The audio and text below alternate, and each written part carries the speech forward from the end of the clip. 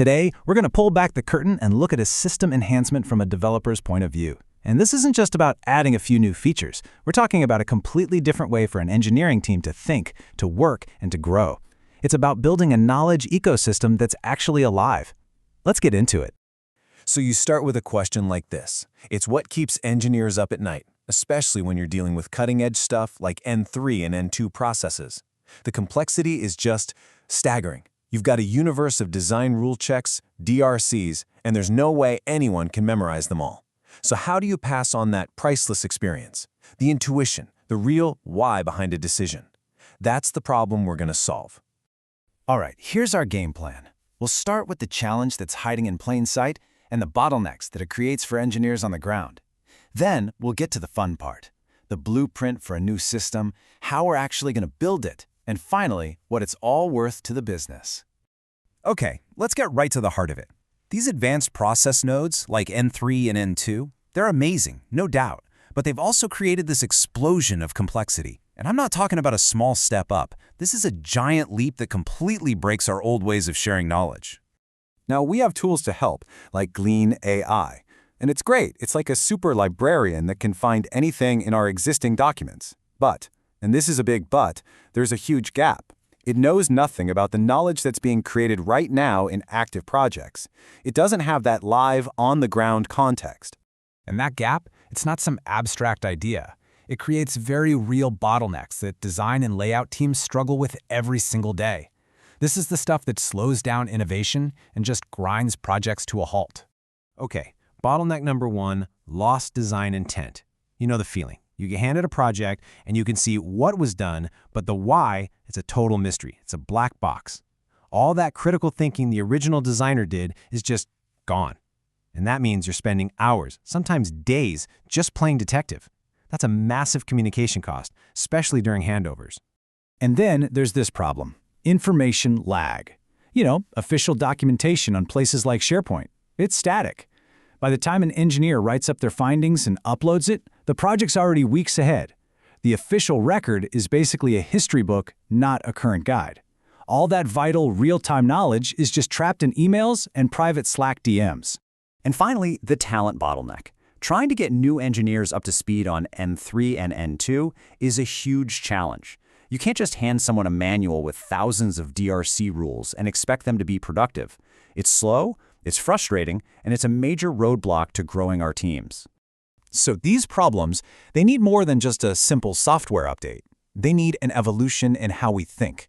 We have to transform our AI tool from a static encyclopedia that we just look things up in to a dynamic, shared team brain that we actually collaborate with. This slide really lays out the whole shift. Right now, we're stuck in passive retrieval. We need to move to active contribution, where every single engineer is feeding the system. We get rid of that fixed knowledge cutoff date because the system is learning in real time. It stops just finding old documents and starts creating new, useful things. And here's the most important part. We go from answering what was done to explaining why it was done. That is the absolute game changer. So, great idea, right? But how do we actually build this shared brain? Well, the whole vision is built on 4 key pillars, 4 concrete upgrades that will make this whole ecosystem come to life. The new workflow is actually pretty simple, but incredibly powerful. An engineer finds a solution to a tough problem. They instantly upload their notes, maybe a couple of screenshots. The AI learns from it immediately, no more knowledge cutoffs. Then it can automatically turn that insight into, say, a quick training video for a new hire or a slide for a project review. And the best part? That new asset is instantly available to the entire global team. Everyone's in sync, doesn't matter if they're in a different building or a different continent. Now, for any of this to actually work, it can't be just another app we have to open. It has to live right where we do our work, and that means seamless integration with Outlook and Slack. That's where all the real-time knowledge is trapped right now. And upgrading this integration is everything. Right now, the AI can maybe read an email, but we need it to help draft and send a summary of a technical problem to the right people. It can't learn from our private Slack conversations. We need it to be able to send an urgent update to a specific engineer. We want to go from all these disconnected chats to one centralized AI-assisted workflow. So let's just recap the core upgrades here. First, we open up the system so engineers can feed it data instantly. Second, we automate content creation so that data becomes useful training material. Third, we give our global teams secure access to project data across regions. And fourth, we build a way to query the latest design rules in real time so no one is ever working with outdated info again. Look, this system isn't just a nice to have. All these enhancements translate directly to the bottom line. It's real, tangible value. Let's talk about how we can actually measure that. This chart shows the big pain points we're attacking. Project handovers cost a ton of engineering hours. New hire training takes way too long. And the risk of having to rework a design because someone didn't understand the original logic, that's always hanging over our heads.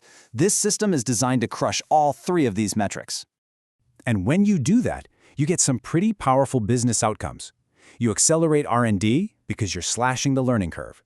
You lower your risk by making sure that design intent is never lost. All of that means you improve your time to market, which is absolutely critical.